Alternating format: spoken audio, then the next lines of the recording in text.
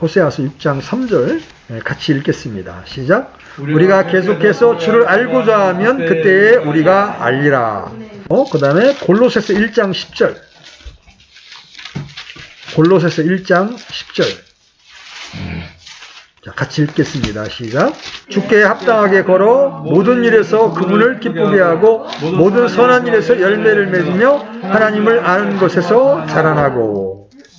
하나님을 알고 하나님을 아는 것에서 자라난다는 것, 이런 부분을 한번 살펴보려고 합니다. 여러분, 신앙의 본질을 뭐라고 생각을 해요? 나 교회 다닙니다. 나 헌금 드립니다. 나 때때로 필요할 때 기도를 합니다. 그 정도가 되면 보통 사람들은 어떻게 평가를 합니까? 그 사람 믿음 좋습니다. 믿음 좋아요. 이렇게 이야기하죠?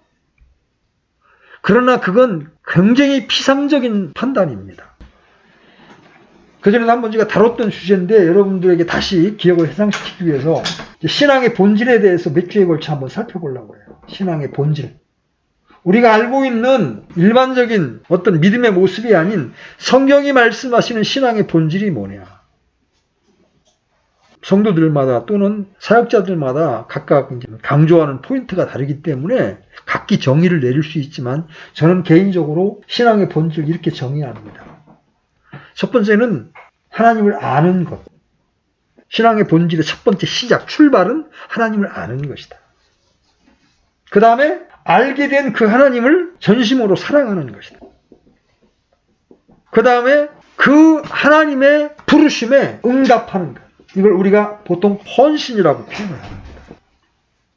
여러분들이 얼마나 동의할지 모르겠지만 저는 개인적으로 성경에 나타난 기독교 신앙의 본질을 이렇게 정의를 한다는 거죠. 그래서 오늘은 그 첫 번째로 믿음의 출발, 신앙의 본질이자 출발은 하나님을 아는 것에서 시작한다. 이제 그런 부분에 대해서 좀 우리가 살펴보려고 생각을 합니다. 하나님께서 우리에게 주신 그 놀랍고 위대한 구원, 그 구원의 승리와 복과 능력을 우리 삶 속에서 경험하며 누릴 뿐 아니라 하나님께서 우리를 구원하신 목적이 우리 삶 속에서 성취되기 위해 우리는 하나님을 아는 것을 자라나야 합니다. 구원 안에서 자라나야 합니다. 우리가 우리의 구원 안에서 자라나기 위해서 가장 핵심적인 요소가 뭐냐면 하나님을 아는 지식, 즉 하나님과의 친밀한 교제에서 자라나는 겁니다. 사도 요한이 말하는 것처럼 우리의 구원의 전 과정이 한마디로 하나님과의 교제예요. 하나님을 아는 거예요. 그런데 이 하나님을 아는 것, 하나님을 아는 지식이 사람들에게 많이 오해되고 있어요. 요한 1서에서 우리의 구원을 한마디로 하나님과의 교제라고 표현했다가 그것을 다른 말로 하나님을 아는 것이라고 표현하고 있습니다. 여러분 한번 요한 1서 2장 3절 5절 찾아봅니다. 요한 1서 2장 3절 보십시오. 같이 읽겠습니다. 또 우리가 그분의 명령들을 지키면 이로써 우리가 그분을 아는 줄 우리가 아느니라. 5절도 가보세요. 시작. 누구든지 그분의 말씀을 지키면 그 사람 안에서 참으로 하나님의 사랑이 완전하게 되었나니 이로써 우리가 그분 안에 있는 줄 우리가 아느니라. 계속해서 안다라는 표현이 나옵니다. 그렇죠? 요한일서 1장에서는 사도 요한이 자기가 만지고 보았던 분을 소개하는 이유가 하나님과 우리와 교제하기 위함이라고 이렇게 정의를 내리고 있어요. 그래서 페트라 주석의 저자는 호세아서 4장 1절에서 나오는 하나님을 아는 지식에 대하여 이거는 직접적이고 구체적인 경험을 통해 얻게 되는 체험적인 지식이다 이렇게 정의하고 있습니다. 그리고 이것은 하나님과의 교제를 통해서 이루어진다. 요한일서에서 나오는 하나님을 안다는 동사는 친밀한 교제 안에 있다. 혹은 친밀한 교제를 가진다는 뜻입니다. 즉 어떤 사람의 성품이나 의도를 친밀하게 안다는 뜻이라는 말이에요. 그래서 어떤 형제는 이 요한일서에서 하나님을 안다는 지식을 이렇게 묘사했습니다. 하나님을 아는 참된 지식은 서로 분리될 수 없는 지적, 영적, 경험적, 도덕적 요소를 포함한다. 성경에 나오는 하나님을 아는 지식은 지적일 뿐만 아니라 영적이고 경험적이다. 역동적이라는 얘기죠. 이 지식은 단순히 관념적인 추측에 의해서 얻어지는 것이 아니라 하나님과의 영적인 관계 안에서 삶을 살아감으로 얻어진다. 그리고 이 네 가지의 지식은 서로 분리될 수 없이 연결된다. 서로 분리될 수 없다는 말이 무슨 뜻이냐면 이 네 가지 요소가 다 있어야 그것이 하나님을 아는 참된 지식이라는 말이죠. 만약 이 네 가지 요소 중에 하나라도 부족하다면 그것은 하나님을 아는 참된 지식이 아닐 것이다. 그래서 이 네 가지를 한번 오늘 살펴볼 거예요. 이 말씀과 여러분의 신앙을 한번 비교해 보면서 여러분이 하나님을 알기를 추구해야 되는데 어떻게 추구해야 되는지 여러분이 질문을 하셔야 합니다. 첫 번째, 하나님을 아는 지식은 지적인 요소를 포함합니다. 지적 요소예요. 하나님을 지적으로 안다는 말은 하나님에 관한 올바른 성경적 지식을 갖는 것을 말합니다. 당연히 하나님을 아는 참된 지식에는 하나님에 관한 올바른 성경적 지식이 포함이 돼요. 이 요소는 아무리 강조해도 지나침이 없을 만큼 중요합니다. 그래서 영국의 유명한 강해 설교가였던 로이드 존스 목사님은 이것을 이렇게 비유합니다. 하나님에 관한 올바른 성경 지식을 컵에 비유합니다. 컵. 그리고 하나님을 아는 참된 지식을 우유로 비교하는 거예요. 여러분, 컵이 있어야 우유를 담을 수가 있죠. 그래서 지적인 요소는, 하나님을 아는 지적인 요소는 바로 우유를 담는 유리컵과 같아. 만약 컵이 깨져버린다면 어떻게 돼? 우유는 쏟아져 버리고 맙니다. 다시 말해서 하나님에 관한 올바른 성경적 지식이 있어야 하나님을 올바로 알 수 있다는 거예요. 그만큼 하나님을 아는 참된 지식을 위해서 이 지적인 요소는 중요합니다. 성경은 하나님의 영감으로 주어진 하나님의 말씀으로서 하나님과 하나님께서 하신 말씀들에 관해서 기록하고 있습니다. 오늘날 한국교회의 가장 심각한 문제는 많은 성도들이, 어쩌면 목회자를 포함해서 많은 성도들이 하나님에 관한 올바른 성경적인 지식마저 없다는 거예요. 다시 말하면 이 컵조차 제바로 된 컵을 갖고 있지 않다는 거죠. 그런 면에서 이 땅에 바른 성경과 바른 교리를 제시한 킹제임스 공헌은 대단히 큰 겁니다. 대부분의 성도들이 이런 지적인 요소를 가지고 있지 못하기 때문에 여러 목회자들에게서 들은 설교 중에 자기 마음에 와닿는 대로 선별적으로 받아들이는 것을 집도성해서 그것을 그들의 머릿속에 가지고 있으면서 그게 성경의 가르침인 것으로 생각을 합니다. 문제는 그 목회자들이 설교한 내용이 성경 본문에 충실한 것인지 아니면 자신이 말하고자 하는 것을 강조하기 위해 억지로 가져다 붙인 것인지를 분별할 능력이 그들에게는 전혀 없다는 거예요. 왜? 지적인 요소가 없으니까. 또한 대부분의 성도들이 전통적으로 내려오는 종교적 관습대로 몇 가지 종교적인 의식들을 하는 것을 신앙생활하는 것으로 잘못 이해하고 있습니다. 심지어 그들은 그 종교적인 관습들을 하나님의 말씀인 성경에 비추어 이해하고 분별하려고 하지 않습니다. 그 결과 예수님을 믿은 지 수십 년이 된 성도들 중에서도 적지 않은 성도들이 우리 신앙의 기본 요소인 지적인 요소, 이것을 하나님의 말씀인 성경에 기초해서 이해하고 있지 않다는 거죠. 그 전에 제가 이제 거리에서 거리 설교를 하는데 어떤 분이 전도지를 봤더니 저한테 질문을 합니다. 교파가 어디 있습니까? 없습니다. 우리는 교파가 없습니다. 성경에는 어떤 교파도 있지 않지 않습니까? 그랬더니 저도 목사인데요. 하면서 과연 그럴까요? 그러니까 교파가 있는 것이 맞다는 쪽으로 저한테 이제 이의를 제기합니다. 그 이유가 뭐예요? 이제까지 기독교계에서 내려온 전통이 성경보다 앞서기 때문에 그렇습니다. 그렇죠? 성경에 장로교회가 있습니까? 성경에 감리교회가 있어요? 침례교가 비교적 성경에 가장 가깝지만 침례교도 성경에는 등장하지 않습니다. 오직 주님의 교회가 있을 뿐이에요. 동의하십니까?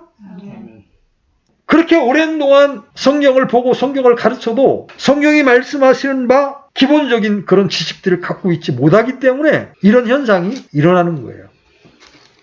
이런 기본적인 지식이 없는데 하나님을 올바로 안다는 것은 거의 불가능한 겁니다. 그렇죠? 근데 여기서 이제 하나 우리가 주의하고 넘어가야 될 것이 있습니다. 하나님에 관한 올바른 성경 지식은 없어서는 안 될 하나님 아는 참된 지식의 한 요소인 것은 분명합니다. 그러나 그것은 한 가지 요소일 뿐이에요.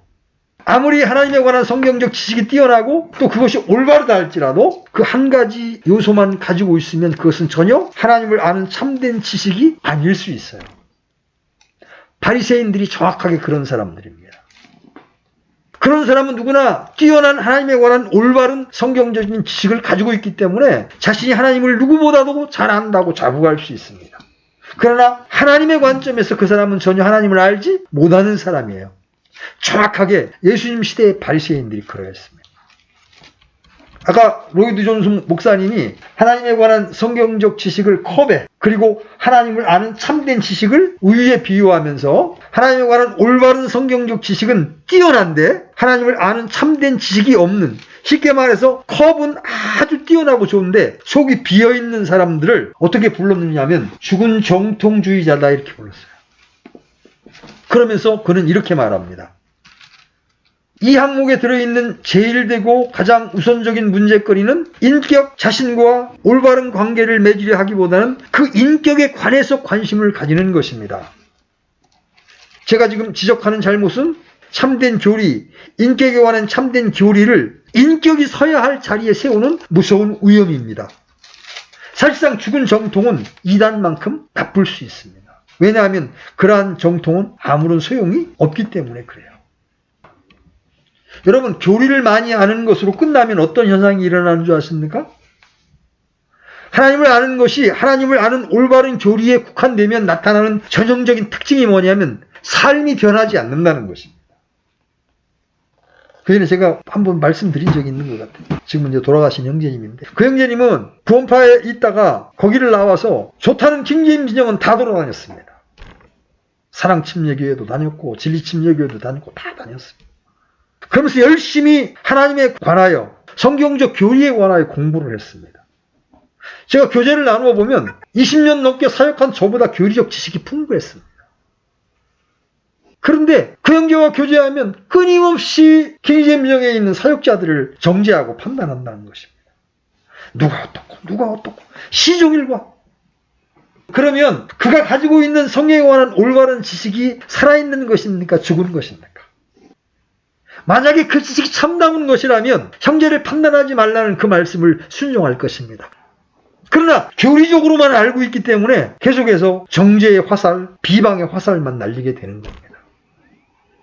하나님을 아는 것을 단순히 하나님을 지적으로 아는 것에, 다시 말해서 하나님에 관한 참된 교리를 갖는 것에 국한시키면 그 교리가 아무리 뛰어나고 옳다 할지라도 그것은 전혀 하나님을 아는 참된 지식이 아니라는 거예요. 그렇기 때문에 나타나는 전형적인 특징은 바리새인들처럼 삶이 변하지 않는다는 것이죠. 여러분에게 이 시간 질문합니다. 여러분은 성경적 지식을 바로 알기를 여러분 추구하십니까? 일주일에 한 번 설교를 듣는 것으로 여러분 만족한다면 여러분 굉장히 위험한 신앙을 하고 있는 겁니다. 그런 모습으로는 하나님을 알 재간이 없어요. 여러분 하루에 석 장씩만 읽으면 1년에 한 번 성경을 통독할 수 있어요. 성경 전체를 여러분들이 알고 거기서 바른 지식을 여러분들이 끌어내야 잘못된 것을 분별할 수 있는 눈이 생기는 겁니다. 이단들을 분별할 수 있는 눈이 생기는 거예요. 근데 몰라. 덮어놓고 믿어. 그럼 어떻게 돼? 내 귀에 즐거운 것 아니면 내 사상과 일치하는 것들만 받아들이게 돼 있습니다. 여러분 부지런히 성경을 알기를 추구해야 합니다. 그러면서 동시에 경계해야 될 건 뭐예요? 하나님에 관해서 아는 것뿐만 아니라 하나님을 아는 것을 추구해야 합니다. 여러분 유대인들이 자신에 대해서 어떻게 생각했는지 한번 보십시오. 여러분 로마서 2장 17절로 20절 열어보십시오. 로마서 2장 17절로 20절 같이 한번 읽어보겠습니다. 시작. 보라, 내가 유대인이라 불리며 율법 안에 안주하고 하나님을 자랑하며 율법에서 가르침을 받아 그분의 뜻을 알고 훨씬 더 나은 것들을 입증하며 또 스스로 눈먼 자들의 안내자요 어둠 속에 있는 자들의 빛이요 율법에 있는 지식의 틀과 진리의 틀을 갖춘 자로서 어리석은 자들의 스승이요 아기들의 교사라고 확신하는도다. 이게 유대인들이 스스로에 대해서 생각했던 부분입니다. 그런데 바울의 진단은 어때요? 유대인들이 자신에 대해서 생각하는 것이 옳다고 지지를 해줍니까? 전혀 그렇지 않다고 말합니까? 성경은 너네 전혀 그렇지 않다고 말합니다. 예수님 당시에 바리새인도 마찬가지였죠? 우리 11조 합니다.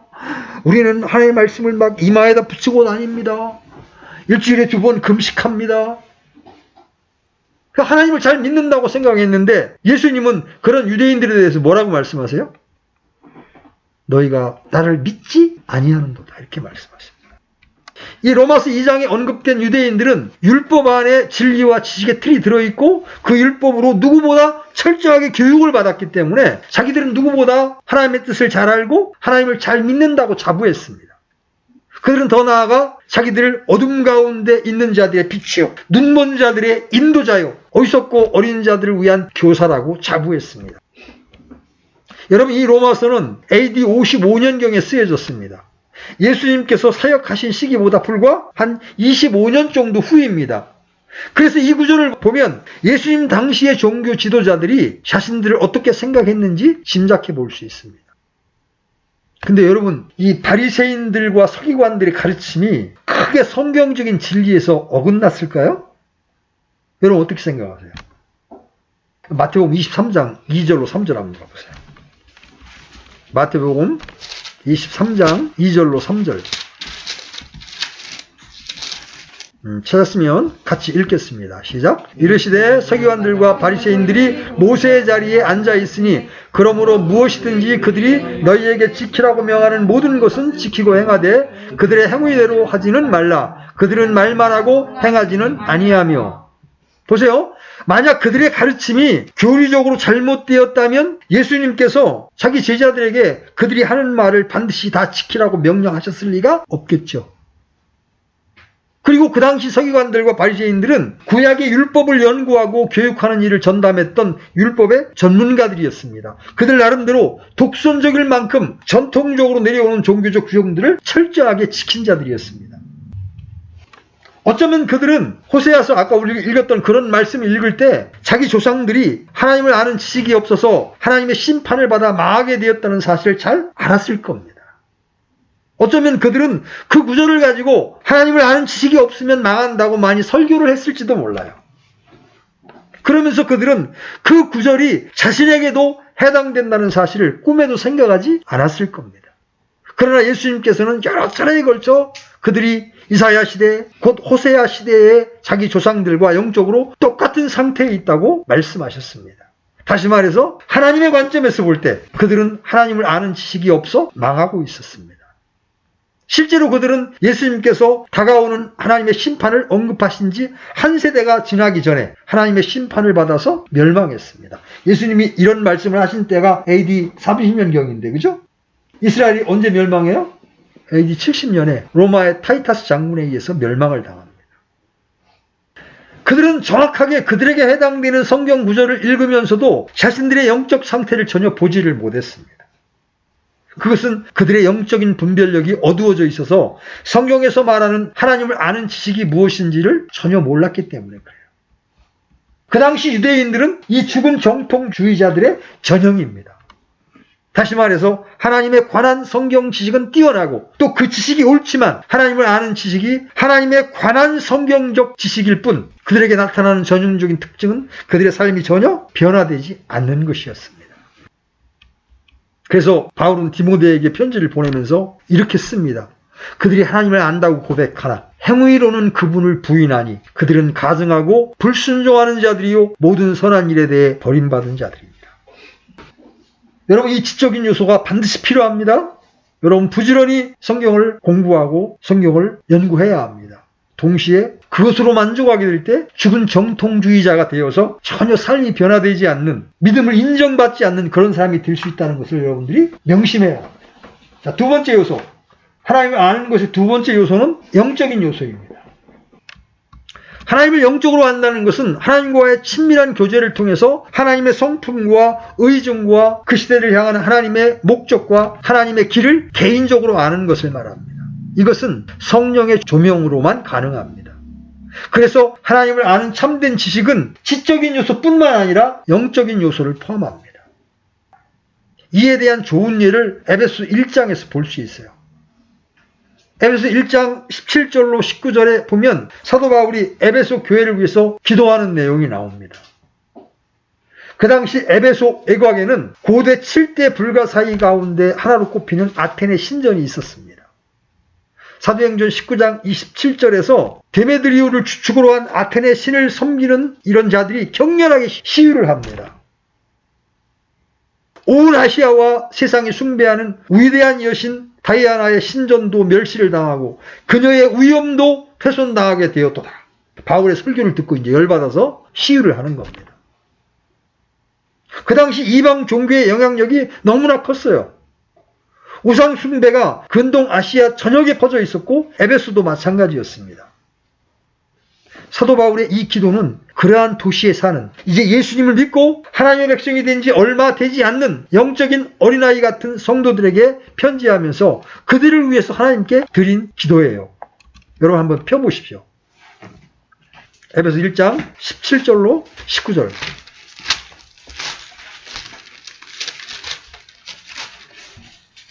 같이 읽겠습니다. 시작. 우리 주 예수 그리스도의 하나님 곧 영광의 아버지께서 지혜와 계시의 영을 너희에게 주사 그분을 알게 하시고 너희의 지각의 눈을 밝히사 그분의 부르심의 소망이 무엇이며 성도들 안에 있는 그분의 상속 유업의 영광이 얼마나 풍성하며 그분의 강력한 권능의 활동에 따라 믿는 우리에게 베푸신 바 그분의 지극히 큰 권능이 어떤 것인지 너희가 알게 하시기를 구하노라. 여기 두 차례나 안다는 단어가 나오죠. 이것은 지적으로 안다는 의미가 아닙니다. 여기서 하나님을 안다는 것, 그리고 그들의 지각의 눈이 밝아져서 하나님께서 그들에게 주신 그 놀라운 은혜들을 알게 된다는 것은 의심할 나위 없이 영적으로 아는 것을 말합니다. 여러분, 하나님은 사랑이시다. 여러분, 지적으로 알 수 있어. 성경을 보고도 하나님은 사랑이시네? 그런데 그 하나님의 사랑이 성령을 통하여 내 마음에 부어질 때 비로소 나는 하나님의 사랑을 아는 겁니다. 그렇죠? 수박의 겉을 핥아서는 수박의 달콤한 맛을 우리가 알 수가 없는 거예요. 하나님은 거룩이시다. 성경을 통해서 우리가 하나님에 관해서 알 수 있습니다. 그러나 그분이 얼마만큼 거룩한 분이신지는 성령을 통해서 그분의 임재 안에서 내가 두렵고 떨림을 경험해야 알게 되는 거예요. 그전에 이제 부산에서 사역하던 어떤 형제님이 차 안에서 기도하다가 한번 이런 놀라운 영적인 체험을 한 겁니다. 하나님의 거룩하신 임재가 자기에게 밀려올 때 자기가 견딜 수 없는 두려움 가운데 절규했다는 겁니다. 하나님 저를 불쌍히 여겨 주옵소서. 자기의 그 추악함이 드러나면서 하나님의 거룩한 임재 속에서 너무나 두려워서 몸서리를 칠 만큼 전율했다는 이런 간증을 들은 적이 있어요. 이건 성령을 통해서만 알 수 있는 요소예요. 하나님을 아는 참된 지식은 역동적입니다. 하나님을 알되 단순히 지적으로만 알면 그것은 별 능력이 없어요. 하지만 지적으로 알 뿐만 아니라 영적으로 알면 그것은 참으로 놀라운 힘과 능력을 가지게 됩니다.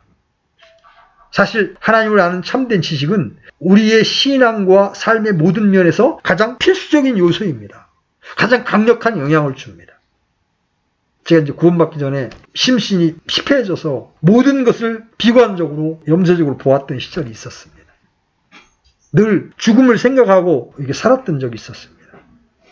그러다가 어느 날 하나님의 말씀을 듣다가 성령을 통하여 하나님의 사랑이 제 마음속에 부어진 그 다음 날부터 형편은 아무것도 변한 게 없는데 삶의 소망이 생기고 모든 것이 낙관적으로 변화되는 것을 경험하게 됐어요. 왜 그래요? 하나님을 영적으로 알게 되었기 때문에 그렇습니다. 여러분 가운데 하나님의 사랑을 찬양하고 은혜를 찬양할 때 난 그거 잘 모르겠다. 왜 그래요? 아직 하나님을 영적으로 알지 못하기 때문에. 여러분이 겸손한 영으로 하나님을 알기를 추구할 때 하나님이 성령을 통하여 여러분의 지각의 눈을 열어줘야 이걸 볼 수 있는 거예요. 영적인 전쟁에 있어서도 승리의 비결은 결국 하나님을 아는 참된 지식입니다. 여러분, 그 에베소 교회 근처에 살던 그 성도들이 하나님의 그 위대하신 권능과 영광을 알았더라면, 그들의 지각의 눈이 밝아져서 그들에게 주신 하나님의 은혜가 얼마나 큰가를 그들이 실제적으로 알았더라면, 그들이 처해 있던 그토록 영적으로 어두웠던 환경이나 상황도 그들에게 전혀 문제가 되지 않았을 거예요. 그렇죠?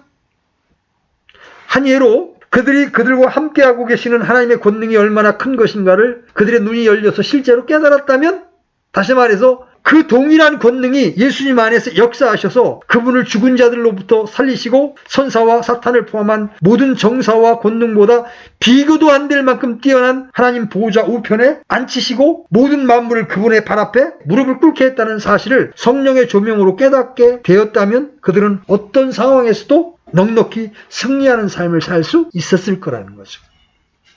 그래서 사도 바울은 에베소 교회를 위해서 그렇게 기도했던 겁니다. 하나님을 알되 지적으로 알 뿐만 아니라 영적으로 알면 그것은 대단히 강력합니다. 기독교인의 문제의 99%는 하나님을 모르기 때문에 일어나는 겁니다.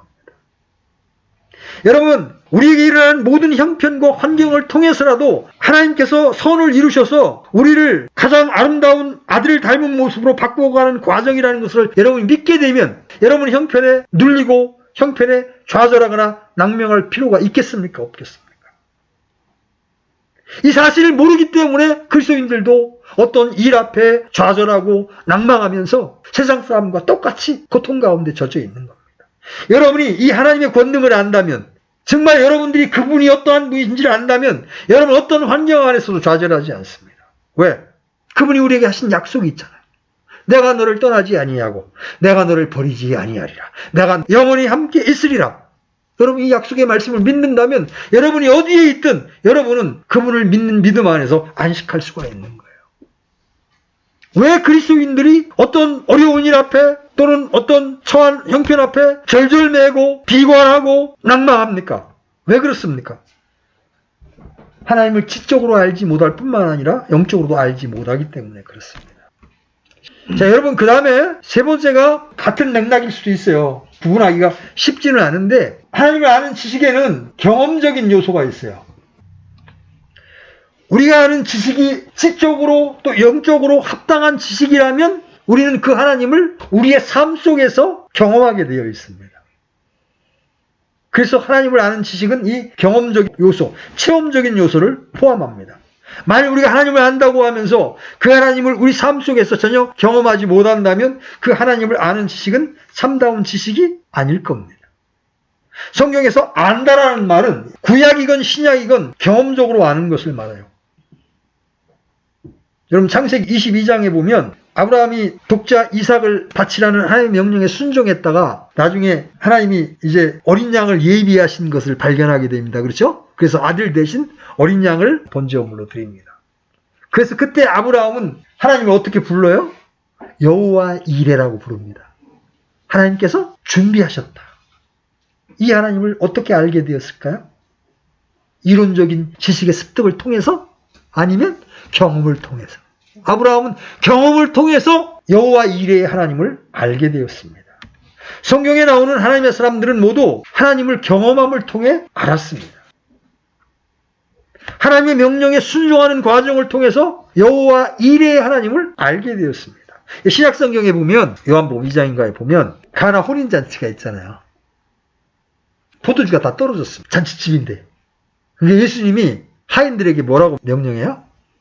이 항아리에 돌하구에 물을 채워넣으라. 맹물을 채워놓은 거예요. 그 다음에 떠다가 줘라. 하인들이 볼 땐 기가 막힌 이야기잖아요, 이게. 잔치집에다 맹물 내놨다가는 이건 이제 나중에 주인한테 정말 볼기장 맞는 거야. 그런데 이 하인들은 자기 생각이 없습니다. 예수님이 떠다 주라니까 떠다 줍니다. 근데 이 맹물이 하인들이 순종해서 맹물을 떠다 잔치상에 놓는 순간 이 맹물이 뭘로 변했어요? 포도주로 변했어요. 그것도 정말 최상품의 고급 포도주로 변했어요.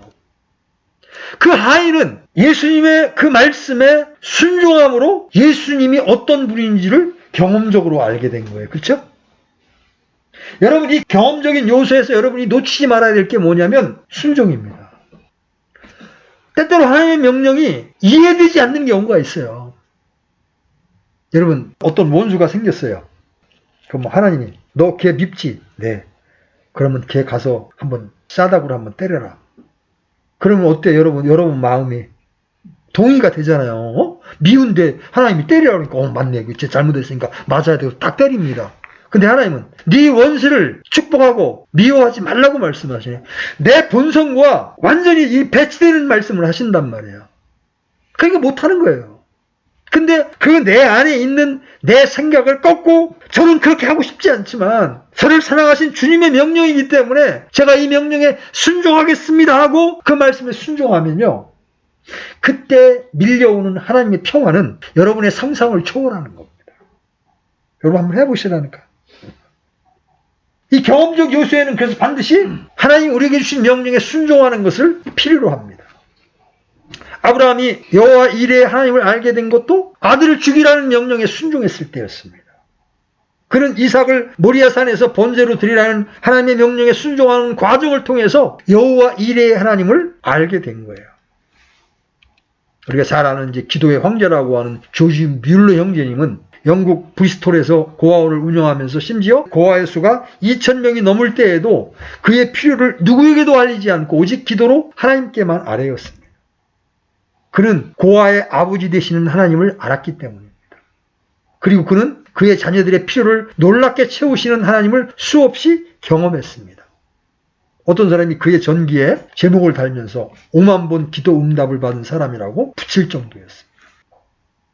자, 네 번째, 하나님을 아는 이 지식에는 도덕적인 요소가 포함됩니다.